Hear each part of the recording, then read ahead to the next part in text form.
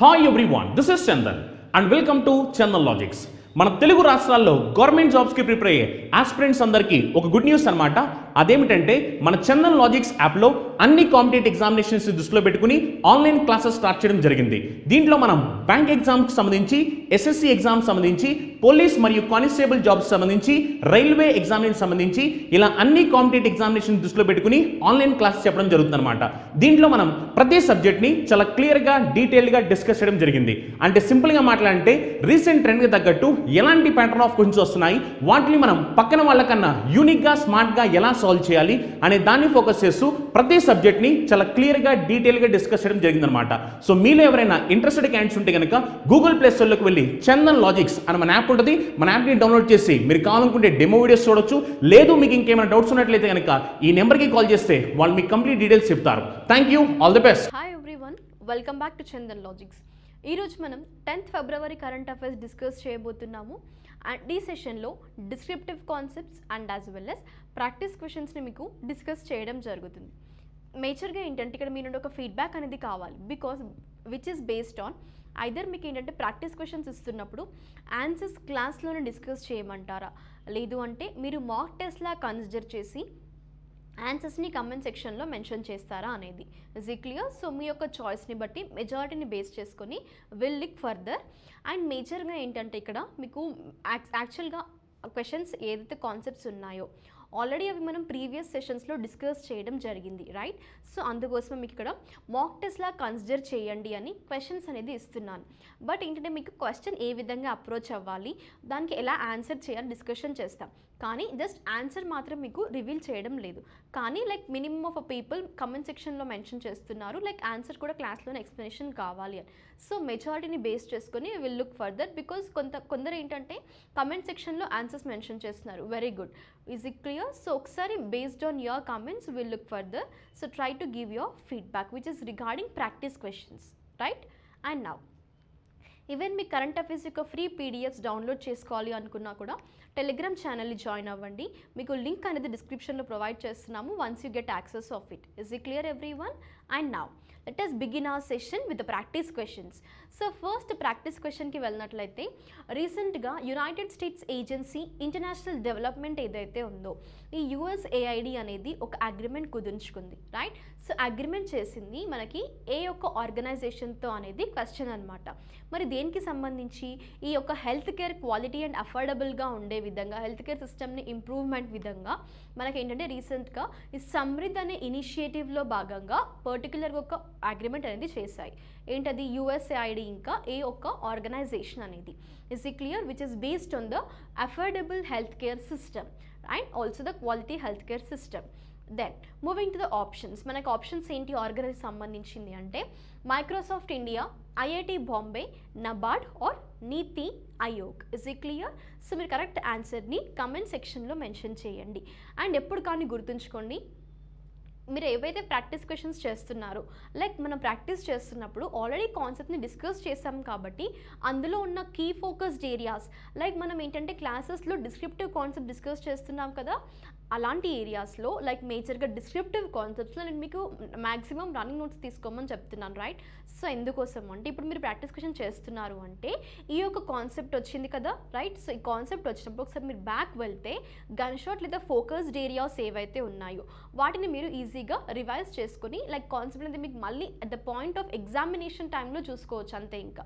So that you will be perfect అనమాట. Like 2 times reading లాని మీకు either revision కానీ మనకి ఏంటంటే రెగ్యులర్గా ఉండాలి ఎప్పుడు కానీ. లైక్ ఒకరోజు మీరు కాన్సెప్ట్ విన్నారు కానీ ద నెక్స్ట్ టైం మీరు ప్రాక్టీస్ క్వశ్చన్స్ చేసినప్పుడే మీకు అసలు యాక్చువల్గా ఎంతవరకు గుర్తున్నాయి, లైక్ ఎంతవరకు కాన్సెప్ట్ అర్థం అవుతుంది, మీ క్వశ్చన్స్ అప్రోచ్ అవ్వగలుగుతున్నారా లేదా అనేది మిమ్మల్ని మీరు టెస్ట్ చేసుకునే విధంగానే ఈ యొక్క ప్రాక్టీస్ క్వశ్చన్స్ అనమాట. That is the main objective, right? And then next క్వశ్చన్కి వెళ్ళినట్లయితే కంచత్ ఫెస్టివల్ అనేది రీసెంట్గా ఏ ఒక్క స్టేట్ లేదా యూనియన్ టెరిటరీలో సెలబ్రేట్ చేయడం జరిగింది. ఈ కంచత్ ఫెస్టివల్ అనేది like this is symbolising the ancient Nag followers, right? మనకి నాగ్ ఫాలోవర్స్ యొక్క పర్టికులర్గా హిందూస్ రిలీజియన్ కమ్యూనిటీ వాళ్ళు ఈ యొక్క ఫెస్టివల్ని సెలబ్రేట్ చేయడం జరుగుతుంది. Then moving to the concept ఏంటంటే మనకి స్టేట్ లేదా union territory name Jammu and Kashmir, Arunachal Pradesh, Nagaland or Manipur. Try to mention the answer, correct answer mention చేయండి బికాస్ మనం ఇది డిస్కస్ చేసాము. అండ్ ఏంటంటే మనకి ఈ ఫెస్టివల్ని కూడా 3 days సెలబ్రేట్ చేసుకుంటారు, రైట్. అండ్ పర్టికులర్గా ఇది మనకి స్నోఫాల్తో రిలేట్ అయి ఉంటుంది. సో ఇందులో మీకు ఏంటంటే నాగ్ ఫాలోవర్స్ గురించి కూడా చెప్పాను and as well as history కూడా మనం డిస్కస్ చేయడం జరిగింది. సో ఇలా మీరు ఎప్పుడైతే క్వశ్చన్స్ చేస్తున్నారో కాన్సెప్ట్ని రివైజ్ చేసుకోవడానికి ట్రై చేయండి. Then moving to the next question, మనకి రీసెంట్గా which state government has sign the memorandum of understanding with social alpha's energy ల్యాబ్తో, ఎందుకోసము to initiate or else to support the programmes like clean energy programmes అనమాట. For this development రీసెంట్గా మనకి ఏ state government అనేది ఈ clean energy ప్రోగ్రామ్స్ని ఇంకా ఎక్కువ చేయడానికి లేదా సపోర్ట్ చేయడానికి ఒక అగ్రిమెంట్ కుదుర్చుకుంది. అది మరి ఏంటంటే మనకి స్టేట్ గవర్నమెంట్ నేమ్ అడుగుతున్నారు, కానీ ఎవరితో? సోషల్ ఆల్ఫాస్ ఎనర్జీ ల్యాబ్ ఏదైతే ఉందో, సో రీసెంట్గా సోషల్ ఆల్ఫాస్ ఎనర్జీ ల్యాబ్తో ఈ యొక్క అగ్రిమెంట్ అనేది జరిగింది. కానీ ఆ స్టేట్ గవర్నమెంట్ నేమ్ అనేది మనకి ఇప్పుడు ఇంపార్టెంట్. ఇక్కడ ఐదర్ మిమ్మల్ని కొన్నిసార్లు స్టేట్ గవర్నమెంట్ నేమ్ ఇస్తుంటారు and as well as like మనకి సోషల్ ఎనర్జీ ఆల్ఫాస్ ఎనర్జీ ల్యాబ్ ఏదైతే దాని నేమ్ కూడా ఇస్తుంటారు. లైక్ అగ్రిమెంట్ కుదుర్చుకున్న ఆర్గనైజేషన్స్ నేమ్ ఇస్తారు, కానీ మిమ్మల్ని క్వశ్చన్ ఏం అడుగుతారు అంటే అగ్రిమెంట్ యొక్క మెయిన్ ఆబ్జెక్టివ్ ఏంటి అనేది. అప్పుడు మళ్ళీ మీరు కన్ఫ్యూజ్ అవ్వకూడదు. సో ఇలా మీరు ప్యారలల్గా ఒక కాన్సెప్ట్ చూస్తున్నారు అంటే ఎన్ని డిఫరెంట్ ఫార్మాట్ క్వశ్చన్స్ మనకు వచ్చే ఛాన్సెస్ ఉన్నాయి అని ఒకసారి అనలైజ్ చేసిన తర్వాత మీరు కాన్సెప్ట్కి వెళ్ళండి. ఇస్ ఈ క్లియర్? అండ్ దెన్ మీరు ఆప్షన్స్కి వెళ్ళినట్లయితే స్టేట్ గవర్నమెంట్కి సంబంధించి తమిళనాడు, కర్ణాటక, ఆంధ్రప్రదేశ్ ఆర్ కేరళ. దెన్ మనకి అమెజాన్ ఇండియా అనేది అగ్రిమెంట్ చేసింది. అది కూడా ఎందుకోసము? టు సపోర్ట్ ద ఉమెన్ ఎంట్రాప్రెన్యూర్స్, పర్టికులర్గా రూరల్ ఉమెన్ ఎవరైతే ఉన్నారో వాళ్ళని ఒక ఎంట్రాప్రెన్యూర్స్గా మార్చడం కోసము మనకి ఈ సంజీవని కేఎస్ ఆర్ఎల్ఎస్పి అనే ఒక ఆర్ఎల్పిఎస్ అనే ఒక టైటిల్తో రీసెంట్గా ఒక ఇనిషియేటివ్ ద క్యాంపెయిన్ని కండక్ట్ చేయడం జరుగుతుంది అమెజాన్ ఇండియా వాళ్ళు. అండ్ దెన్ అట్లీస్ట్ మనం డిస్కస్ చేసాం ప్రీవియస్ క్లాస్లో కేఎస్ఆర్ఎల్పిఎస్ అనేది, రైట్. సో మీకు దీని యొక్క ఫుల్ ఫామ్ తెలిస్తే right you can answer for this particular question. అందుకోసమే చెప్తున్నాను ఫుల్ ఫామ్స్ అనేవి ఇంపార్టెంట్. డైరెక్ట్గా మీకు క్వశ్చన్లోనే ఆన్సర్ అనేది మీకు క్లూ ఇచ్చారు యాక్చువల్గా ఎగ్జామినర్, కానీ మీరు ఇక్కడ ఏంటంటే క్వశ్చన్ని ట్వైస్ అండ్ థ్రైస్ చదవడం ద్వారా మీకు కాన్సెప్ట్ గుర్తొస్తుంది, రైట్. సో అప్పుడు మీరు ఏంటంటే ఒక ఫుల్ ఫామ్ అనేది మీకు ఈజీగా గుర్తుంటే ఈ క్వశ్చన్ని ఆన్సర్ చేయగలుగుతారు, రైట్. దెన్ ఒకసారి మనం ఆప్షన్స్కి వెళ్ళినట్లయితే వెస్ట్ బెంగాల్, జార్ఖండ్, కర్ణాటక ఆర్ ఛత్తీస్గఢ్. ఇస్ ఈ క్లియర్? సో ఒకసారి మీరు రివైండ్ చేసుకోండి, అట్లీస్ట్ ఫుల్ ఫామ్ తెలిసినా. లేదు ఒకవేళ మీకు తెలియలేదు అనుకుంటే ప్రీవియస్ క్లాస్ వీడియోని 9th February కరెంట్ అఫైర్స్ క్లియర్గా విన్న తర్వాత ఈ ప్రాక్టీస్ క్వశ్చన్స్ని ఆన్సర్ చేయడానికి ట్రై చేయండి. ఇస్ ఈ clear everyone? And then next కాన్సెప్ట్కి వెళ్ళినట్లయితే సేఫర్ ఇంటర్నెట్ డే ఆఫ్ 2022 యొక్క థీమ్ అనేది ఏంటి? పర్టికులర్గా ఇంపార్టెంట్ డేస్ నుండి మనకి రైజ్ అయ్యే క్వశ్చన్స్ ఏ ఏరియాస్ నుండి? ఐదర్ డేట్, థీమ్ లేదా ఆబ్జెక్టివ్, రైట్. సో ఇక్కడ 3 ఏరియాస్ ఫోకస్ చేస్తున్నాం కాబట్టి కన్సిడర్ చేయండి. కొన్ని ఇంపార్టెంట్ డేస్కి ఫిక్స్డ్ డేట్ ఉంటుంది, కానీ కొన్ని ఏంటంటే సపోజ్ ఇక్కడ మనకి 2nd week of February, 3rd last Sunday of February, ఈ విధంగా కొన్ని డేట్స్ ఉంటాయి, రైట్. సో మీరు ఏంటంటే ఒకసారి మీరు లైక్ క్లియర్గా సపోజ్ ఇప్పుడు జనవరి మంత్ మనకి ప్రీవియస్గా జరిగింది. జనవరి మంత్లో ఏవైతే స్టాండర్డ్ డేట్స్ ఉన్నాయో, ఏవైతే వేరియబుల్ డేట్స్ ఉన్నాయో ఇంపార్టెంట్ డేస్లో జస్ట్ ఒకసారి డిఫరెన్షియేట్ చేసుకొని నోట్స్ క్లియర్గా తీసుకోండి. సో మీకు మళ్ళీ ఎగ్జామ్కి వెళ్ళే ముందు ఏంటంటే పర్టికులర్గా మనకి ఏంటంటే క్వశ్చన్ అనేది కన్ఫ్యూజన్లో పెట్టడం కోసము సపోజ్ కొన్నిసార్లు ఏంటంటే ఇప్పుడు వేరియబుల్ డేట్స్ ఏవైతే ఉన్నాయో వాటికి ఇయర్స్ మెన్షన్ చేస్తారు. కొన్నిసార్లు ఏం అడుగుతారు? ఎవ్రీ ఇయర్ అని అడుగుతారు. Like every year safer internet day అనేది ఏ రోజున సెలబ్రేట్ చేస్తారు. లేదు అలా కాదు అనుకున్నప్పుడు క్వశ్చన్ ఎలా ఉంటుంది? మిమ్మల్ని ఎందుకు చెప్తున్నాను అంటే లైక్ మీరు ఎగ్జామినేషన్ టైంలో కన్ఫ్యూజన్లో ఉండకూడదు. క్లాసెస్లోనే ఇలాంటి డౌట్స్ని ఓవర్కమ్ అవ్వండి. మీకు ఏంటంటే మేజర్గా పర్టికులర్ ఈ క్వశ్చన్ని అప్రోచ్ అవ్వలేకపోతున్నాము అనుకున్నా కూడా కమెంట్ సెక్షన్లో మెన్షన్ చేయండి. No issues, will be clarifying your doubts. And then ఏంటంటే సేఫర్ ఇంటర్నెట్ డే పర్టికులర్గా 2022లో ఏ డేట్ రోజున సెలబ్రేట్ చేశారు అంటారు, రైట్. సో ఈ విధంగా క్వశ్చన్స్ అనేది 2 types ఉంటాయి ఇంపార్టెంట్ డేస్ నుంచి కూడా, అది కూడా డేట్స్ని బేస్ చేసుకొని. సో ఇలా ఒక క్లారిఫికేషన్తో మీరు ప్రిపరేషన్ అనేది చేయండి. కన్ఫ్యూజ్డ్ మైండ్స్తో ప్రిపరేషన్ చేయకండి. ఎలాంటి డౌట్స్ ఉన్నా కూడా మీరు feel free to ask me, right. And then that is కాన్సెప్ట్స్కి సంబంధించినవి మాత్రమే. అండ్ దెన్ మనకి యాక్చువల్గా ఏంటంటే question theme for safer internet day of 2022. Safer and responsible internet together for a better internet, right to use internet or better internet, better future. Is ఈ clear? And మీరు ఈ యొక్క థీమ్ అనేది mention చేస్తూ ఈ క్వశ్చన్కి ఆన్సర్ చేస్తూ other question ఏంటి అంటే try to mention about the date for safer internet day of 2022. Is ఈ క్లియర్ ఎవ్రీవన్? 2022 పర్టికులర్గా ఇయర్ మెన్షన్ చేస్తున్నాను క్వశ్చన్లో, మీకు కన్ఫ్యూజ్ అవ్వకండి. మళ్ళీ 2022లో ఏ రోజున సేఫర్ ఇంటర్నెట్ డే అనేది సెలబ్రేట్ చేశారు, రైట్? సో దీంతో మనం ప్రాక్టీస్ క్వశ్చన్స్ అనేది ఫినిష్ అయ్యాయి. ఇప్పుడు మనం డిస్క్రిప్టివ్ కాన్సెప్ట్స్లోకి వెళ్దాము. So let us start the session with national current affairs. So ఇక్కడ మీకు ఏంటంటే ఫస్ట్ కాన్సెప్ట్ మనకి ఇండియాలో మొట్టమొదటిసారిగా ఈ బయోమాస్ హైడ్రోజన్ పవర్డ్ ప్లాంట్ని సెటప్ చేయబోతుంది. ఎక్కడ మరి అంటే మనకది మధ్యప్రదేశ్లో ఖండ్వా డిస్ట్రిక్ట్లో. ఎక్కడ అది? ఖండ్వా డిస్ట్రిక్ట్ ఆఫ్ మధ్యప్రదేశ్లో ఈ యొక్క ఫస్ట్ బయోమాస్ హైడ్రోజన్ పవర్ ప్లాంట్ని సెటప్ చేయబోతుంది government of India. And then ఇప్పుడు మీరు తెలుసుకోవాల్సింది బయోమాస్ హైడ్రోజన్ పవర్ ప్లాంట్ అన్నాం, రైట్? సో ఫస్ట్ ఇక్కడ మీరు డివైడ్ చేసుకోండి, అసలు బయోమాస్ అంటే ఏంటి, ఈ బయోమాస్ నుంచి హైడ్రోజన్ పవర్ ప్లాంట్ ఏ విధంగా సెటప్ చేయబోతున్నారు, అసలు ఈ ప్రొసీజర్ ఏంటి, రైట్? సో బయోమాస్ అనేది ఒక ఆర్గానిక్ మెటీరియల్ మనకి ప్లాంట్స్ లేదా యానిమల్స్ నుండి వస్తుంది. సో దాన్ని will be using as a biomass fuel అనమాట.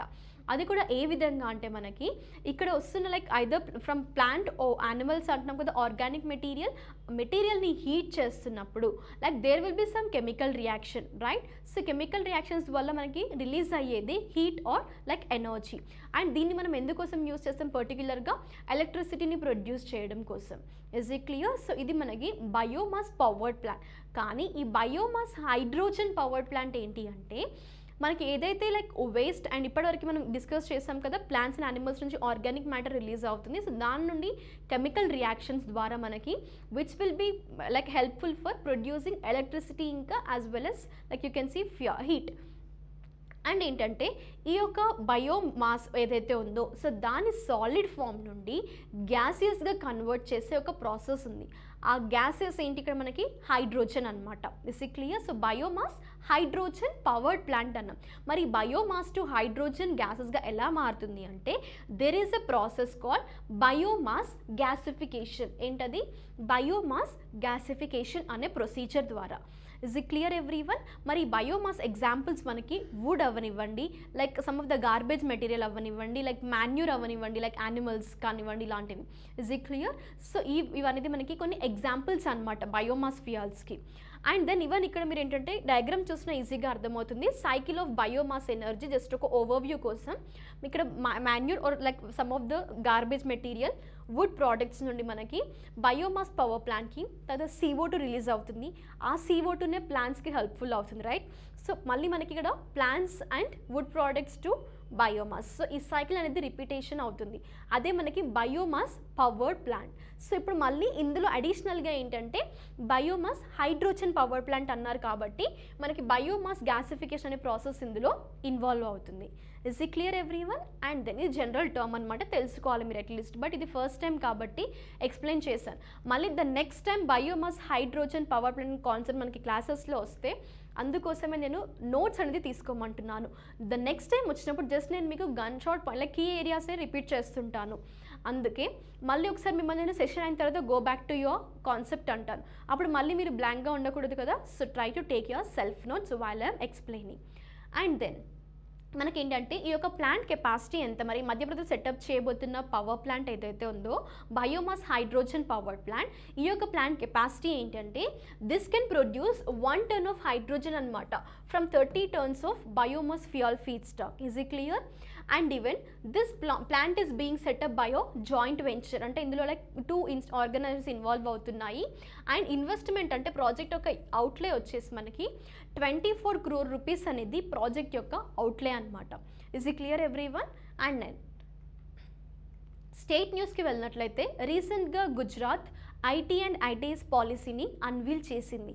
మరి ఆబ్జెక్టివ్ ఏంటి అంటే యాక్చువల్గా ఒక నియర్లీ 1 lakh జాబ్స్ని, డైరెక్ట్ జాబ్స్ని జనరేట్ చేయడం కోసమే పర్టిక్యులర్గా మనకి గుజరాత్ గవర్నమెంట్ ఈ యొక్క ఐటీ పాలసీని అన్వీల్ చేసింది.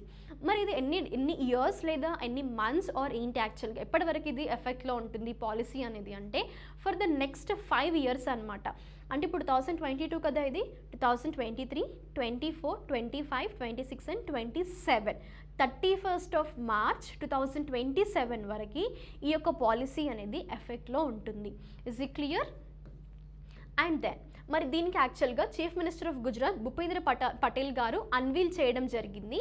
And also this policy will provide that is financial investment or incentives, financial incentives మనకి 200 crore రూపీస్ వరకు, విచ్ ఇస్ ద ఎంటిటీస్ అనమాట. ఏవవి మరి? To incur which are willing to incur the capital expenditure. And మనకేంటంటే యాక్చువల్గా to generate 1 lakh direct jobs అన్నారు కాబట్టి వీటితో యాక్చువల్గా ఈ ఎంప్లాయ్మెంట్ జనరేట్ అవ్వడం ద్వారా 1 lakh యూత్కి హెల్ప్ అవుతుంది. And also this will going to rise or increase the levels. అంటే మనకి ప్రస్తుతం ఉన్న ఎక్స్పోర్ట్స్ ఏంటి అంటే యాక్చువల్గా ప్రజెంట్గా 3000 crore రూపీస్ యాన్యువల్గా. కానీ ఇలా డైరెక్ట్ జాబ్స్ని క్రియేట్ చేయడం ద్వారా even can consider here this will be going to increase 25,000 crore rupees per annual income laga. Is it clear? So that is the major objective anamata. And manaki ఇది ఎప్పటి వరకు ఎఫెక్ట్లో ఉంటుంది operative అనేది యాక్చువల్గా 31st March of 2027, next 5 yearsకి అన్నారు ఈ policy అనేది, గుర్తుపెట్టుకోండి. అండ్ దెన్ స్ట్రాటజీకి వెళ్ళినట్లయితే మనకి Gujarat capital chief minister and governor Gandhinagar, Bhupendra Patel chief minister and governor Acharya Devvrat. So ఇక్కడ మీరు ఫాలో అవ్వాల్సిన ఫార్ములా ఏంటి? C²G, right? ఒకవేళ క్లాసెస్లో కవర్ అవ్వకపోయినా కూడా మీరు సెషన్ అయిన తర్వాత C²G అనే ఒక ఫార్ములాని బేస్ చేసుకొని స్టేట్ లేదా యూనిటరీ యొక్క capitals chief minister and governors lieutenant గవర్నర్స్ని లైక్ కవర్ చేయడానికి ట్రై చేయండి. Is it clear? And then అపాయింట్మెంట్స్లోకి వెళ్ళినట్లయితే మ్యాక్సిమం నెంబర్ ఆఫ్ పీపుల్ మీరు ఎగ్జామ్స్ ప్రిపేర్ అవుతున్నా కూడా ఎస్ఎస్సి అని ఎక్కువగా వింటుంటారు. సిహెచ్ఎస్ఎల్ ఎగ్జామ్ అవనివ్వండి, CGL examinations like GD constables, so ఇలాంటివి, రైట్? సో మేజర్గా ఇక్కడ ఏంటంటే జస్ట్ ఒక ఆస్పిరెంట్గా కూడా జనరల్ ఇన్ఫర్మేషన్ తెలుసుకున్నా కూడా కరెంట్ అఫేర్ కవర్ అవుతుంది మీకు. ఈ staff selection commission, SSC stands for what? Staff selection commission. So యాక్చువల్గా ఇది మనకి ఎస్టాబ్లిష్ అయిన ఇయర్ వచ్చేసి 1975, head quarters is it New Delhi. So మరి ఇప్పుడు కరెంట్ అఫైర్లో ఎందుకుంది స్టాఫ్ సెలెక్షన్ కమిషన్ గురించి అంటే ఒక సీనియర్ బ్యూరోక్రాట్ గారిని ఎస్ కిషోర్ గారిని యాక్చువల్గా స్టాఫ్ సెలెక్షన్ కమిషన్కి చైర్మన్గా అపాయింట్ చేయడం జరిగింది. మరి యాక్చువల్గా ప్రీవియస్ తను ఎలాంటి ఏరియాస్లో వర్క్ చేస్తుండే, మరి ఇప్పుడు ప్రస్తుతం తను అపాయింట్మెంట్ చేశారు అన్న. సో దాన్ని ఎవరు అప్రూవల్ చేశారు, ఏవైనా మినిస్ట్రీస్ ఇన్వాల్వ్ అయ్యాయా, డిపార్ట్మెంట్స్ ఇన్వాల్వ్ అయ్యాయా అనేది ఇప్పుడు మనం డిస్కస్ చేయబోతున్నాం. అండ్ దెన్ యాక్చువల్గా మనకి according to the order issued by the Department of Personnel and Training and also ACC, appointment committee of the cabinet ఈ యొక్క అప్రూవల్ని లైక్ ఈ యొక్క అపాయింట్మెంట్ని అప్రూవల్ చేయడం జరిగింది. ఎవరిది? New chairman for staff selection commission senior bureaucrat S Kishore గారిని. Is it clear everyone? And ఇక్కడ మీరు గుర్తుపెట్టుకోండి ఏంటంటే లైక్ ఏ మినిస్ట్రీ అది like what is the committee? Appointment committee of the cabinet. ఒకసారి క్లాస్ అయిన తర్వాత appointment committee of the cabinet ఏదైతే ఉందో అపాయింట్మెంట్ కమిటీ ఏసీసీ దాని యొక్క ఫంక్షన్స్ అనేది తెలుసుకోండి. What is the role which is played by appointments committee of the cabinet. Is it clear everyone? And now if we move to the background about the senior bureaucrat everadi S Kishore Gardi, actual ga presently he is working as a special secretary anamata under Department of Commerce, Ministry of Commerce and Industry law. Is it clear everyone? So idi manaki appointment ki sambandhinchina concept. And next అగ్రిమెంట్స్లోకి వెళ్ళినట్లయితే రీసెంట్గా UNEP united nations environment programme అనేది ఒక tie up చేసింది. ఎవరితో అంటే మనకి మహారాష్ట్ర గవర్నమెంట్తో, which is to support Majhi Vasundhara campaign. మరి ఈ మాజీ వసుంధర క్యాంపెయిన్ యాక్చువల్గా మనకి ఒక మెయిన్ ఆబ్జెక్టివ్ ఏంటి అంటే which is the initiative towards the sustainable use of energy and as well as environmental development. అంటే సిటిజన్స్ని ఎంపవర్ చేయడానికి ఈ క్లైమేట్ చేంజ్కి సంబంధించి, ఎన్విరాన్మెంటల్ డెవలప్మెంట్కి సంబంధించి, ఎన్విరాన్మెంటల్ ఇష్యూస్ గురించి ఒక ఎంపవర్మెంట్ తీసుకురావడం సిటిజన్స్కి. సో మేజర్గా ఈ యొక్క పర్టిక్యులర్ అగ్రిమెంట్ అనేది చేశారు. Is it clear? ఏ గవర్నమెంట్తో? స్టేట్ గవర్నమెంట్తో, మహారాష్ట్ర స్టేట్ గవర్నమెంట్తో యునైటెడ్ నేషన్స్ ఎన్విరాన్మెంట్ ప్రోగ్రామ్ అనేది యొక్క టైఅప్ అనేది కుదుర్చుకుంది. దాని తర్వాత యాక్చువల్గా మనకి ఈ యొక్క మీనింగ్ ఏంటి, మాజీ వసుంధర అన్నాం. లిటరల్ మీనింగ్ వచ్చేసి మై ఎర్త్ అన్నమాట. ఏంటది, మై ఎర్త్ అనేది మాజీ వసుంధర యొక్క మీనింగ్. సో మరి తీసుకొచ్చింది కూడా యాక్చువల్గా it is an initiative of the environment and climate change department which is of government of Maharashtra state. Is it clear? So this is all about my earth campaign లేదా మాజీ Vasundhara campaign. So even if you want to note down, UNEP యొక్క head quarters Kenya and established year in 1972, United Nations Environment Program. Is it clear everyone? Then economic కాన్సెప్ట్కి వెళ్ళినట్లయితే RBI అనేది second largest buyer of gold in 2021. So according to some of the data, మనకి some of the data అన్నాం కానీ ఈ world gold council అనేది ఉంటుంది. దాంతో గోల్డ్ హబ్ అనే ఒక అఫీషియల్ డేటా అనేది ప్రొవైడ్ చేస్తుంది. ఈ గోల్డ్ హబ్ అనే అఫీషియల్ వెబ్సైట్ యాక్చువల్గా ఇండియా అనేది ఒక అఫీషియల్ గోల్డ్ రిజర్వ్గా 9th లార్జెస్ట్ ఇన్ ద వరల్డ్గా మిగిలిందనమాట. కానీ ఈ గోల్డ్ హబ్ అనే ఒక అఫీషియల్ వెబ్సైట్ ఏదైతే ఉందో which is of the world gold council. So ఇది ఏం మెయింటైన్ చేస్తుంది యాక్చువల్గా, డేటా ఏదైతే ప్రీషియస్ మెటల్స్కి సంబంధించిన డేటా ఉంటుందో the whole data gold hub maintain చేస్తుంది. ఆ గోల్డ్ హబ్ అనేది ఒక official website of world gold council అనమాట. మరి ఈ గోల్డ్ కౌన్సిల్ యొక్క హెడ్ క్వార్టర్స్ ఎస్టాబ్లిష్డ్ ఇయర్కి వెళ్ళినట్లయితే 1987 లండన్, యునైటెడ్ కింగ్డమ్లో వరల్డ్ గోల్డ్ కౌన్సిల్ యొక్క హెడ్ క్వార్టర్స్ అనేవి లొకేట్ అయ్యి ఉన్నాయి. అండ్ దెన్ మనకేంటంటే ప్రీషియస్ మెటల్స్ అన్నాం, ఇందులో గోల్డ్ కూడా ప్రీషియస్ మెటలే కదా, ఎల్లో మెటల్ అంటుంటాం, రైట్? సో ఇప్పుడు రీసెంట్గా ఒక డేటా కండక్ట్ చేస్తే ఒక సర్వే ప్రకారము according to this particular data, gold hub data ప్రకారము వరల్డ్ గోల్డ్ కౌన్సిల్ అనేది ఒక రిపోర్ట్ని రిలీజ్ చేసింది. ఇందులో ఇండియా యొక్క సెంట్రల్ బ్యాంక్ ఏంటి, మనకి రిజర్వ్ బ్యాంక్ ఆఫ్ ఇండియా కదా. So reserve bank of India అనేది గోల్డ్ని కొనుగోనడంలో యాక్చువల్గా ఇందులో సెకండ్ పొజిషన్లో ఉందన్నమాట, లార్జెస్ట్ బయ్యర్ ఆఫ్ గోల్డ్ కొనుక్కోవడంలో. Is it clear? And then మనకు యాక్చువల్గా ఫస్ట్ లార్జెస్ట్ బయ్యర్గా సెంట్రల్ బ్యాంక్ ఆఫ్ థాయిలాండ్ అనేది ఫస్ట్ పొజిషన్లో ఉంది. సెకండ్ పొజిషన్లో central bank of India call reserve bank of India, RBI. And then మరి సెంట్రల్ బ్యాంక్ ఆఫ్ థాయిలాండ్ అనేది 90 మెట్రిక్ టన్స్ గోల్డ్ని తీసుకుంది.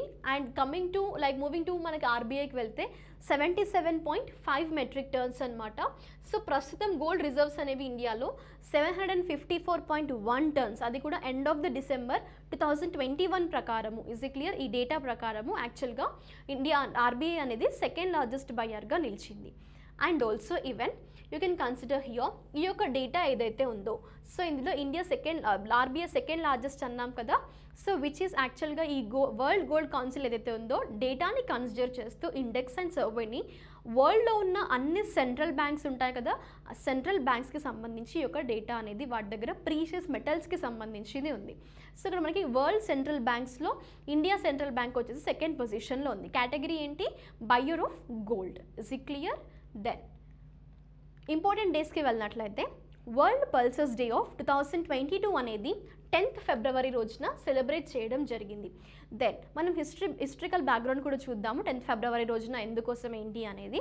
కానీ ఫస్ట్ ఆబ్జెక్టివ్కి వెళ్ళినట్లయితే అసలు ఇది ఎవరి ఇనిషియేటివ్ అంటే food and Agriculture organisation FAO అనేది యునైటెడ్ నేషన్స్ యొక్క స్పెషలైజ్డ్ ఏజెన్సీ అనమాట మనకి. సో FAO అనేది యాక్చువల్గా ఈ యొక్క ఇనిషియేటివ్తో ముందుకొచ్చింది. ఆబ్జెక్టివ్ ఏంటి అంటే వరల్డ్ పల్సెస్ సెలబ్రేట్ చేయడానికి పల్సెస్ యొక్క ఇంపార్టెన్స్ని గ్లోబల్ ఫుడ్గా రికగ్నైజ్ చేయడం కోసమే పర్టిక్యులర్ డేని సెలబ్రేట్ చేస్తారు. ఎలాంటి పల్సెస్ ఈవెన్ మనం తెలుసుకున్నా కూడా డ్రై బీన్స్ అవనివ్వండి, లెంటిల్స్ అవనివ్వండి, or dry peas, chickpeas or lupins. Is it clear? So ఇలాంటి కొంత పల్సెస్ని వాటి యొక్క ఇంపార్టెన్స్ని ఒక గ్లోబల్ ఫుడ్గా రికగ్నైజ్ చేయడం కోసం that is the main objective to celebrate Food and Agriculture Organization ఈ యొక్క ఇనిషియేటివ్తో ముందుకొచ్చింది. అండ్ 2022లో మరి ఈ వరల్డ్ పల్సెస్ డేకి థీమ్ అనేది ఏంటి, దేన్ని కన్సిడర్ చేశారు అంటే మనకి pulses to empower youth which is in achieving the sustainable agri food system. ఏంటది, అగ్రి ఫుడ్ సిస్టమ్స్ని ఎక్కువగా సస్టైనబుల్ ఉండడం కోసము పర్టికులర్గా టు ఎంపవర్ యూత్ అనే ఒక కాన్సెప్ట్ని తీసుకుంటూ మనకి 2022 యొక్క థీమ్ని కన్సిడర్ చేశారు. అండ్ దెన్ హిస్టరీకి వెళ్దాం ఇప్పుడు మనం. ఏంటది, వరల్డ్ పల్సెస్ డే అనేది 10th ఫిబ్రవరిన ఎందుకు సెలబ్రేట్ చేశారు, అసలు ఏ విధంగా యునైటెడ్ నేషన్స్ ఈ యొక్క డేని సెలబ్రేట్ చేయడానికి అంగీకరించింది అనేది, రైట్? సో మనకి యునైటెడ్ నేషన్స్కి ఉన్న మెయిన్ ప్రిన్సిపల్ ఆర్గన్స్ ఎన్ని, 6 కదా. సో ఈ 6 ప్రిన్సిపల్ ఆర్గన్స్లో ఒకటైన United Nations General Assembly UNG అనేది one of the 6 principal organs of United Nations అనమాట. మరి ఈ 1 అనేది ఏదైతే ఉందో లైక్ యుఎన్జీ అనేది ఫస్ట్ ఒక రెజల్యూషన్ అడాప్ట్ చేసుకుంది. ఎప్పుడు మనకు అది 2013లో రెజల్యూషన్ అడాప్ట్ చేసుకుంది. ఈ పల్సెస్ ఇంపార్టెన్స్ లాగా ఒక డే అనేది సెలబ్రేట్ చేయాలి అనేది. Is it clear? And then 2018లో మరి యునైటెడ్ నేషన్స్ జనరల్ అసెంబ్లీ అనేది డిక్లరేషన్కి వచ్చింది. ఏమని? 10th ఫిబ్రవరిన ఈ యొక్క ఇంపార్టెన్స్ ఆఫ్ పల్సెస్ డేగా మార్క్ చేయాలి, వరల్డ్ పల్సెస్ డేగా అనేది 2018లో డిసిషన్ తీసుకున్నారు, డిక్లరేషన్ జరిగింది. దాని తర్వాత నెక్స్ట్ ఇయర్ అంటే 2018 అంటే నెక్స్ట్ ఇయర్ ఏమవుతుంది? 2019 కదా. 2019 నుండి యాక్చువల్గా మనకి ఈ యొక్క డే అనేది సెలబ్రేట్ చేయడం స్టార్ట్ చేశారు. అంటే first started year to celebrate ఏమవుతుంది మనకి ఇక్కడ 2019 అనేది first started year to celebrate world pulses day. Is it clear everyone? ఇది హిస్టరికల్ బ్యాక్గ్రౌండ్ అనమాట. 2013లో అడాప్షన్ లైక్ రెజల్యూషన్ అడాప్ట్ చేసుకున్నారు, 2018లో డిక్లరేషన్ జరిగింది, 2019లో ఫస్ట్ టైం సెలబ్రేట్ చేశారు. Is it clear everyone with the concept world pulses day, right? So with this we have done with our session. మీకు ఏ విధమైన doubts ఉన్న కాన్సెప్ట్స్కి సంబంధించి లేదా practice question discuss చేస్తున్నప్పుడు అయినా కూడా మీకు ఏమైనా డౌట్స్ ఉంటే కమెంట్ సెక్షన్లో మెన్షన్ చేయండి. Will go through those questions. Is it clear? Thank you everyone. We'll be meeting in our next session. Until then, stay tuned, stay safe and stay home.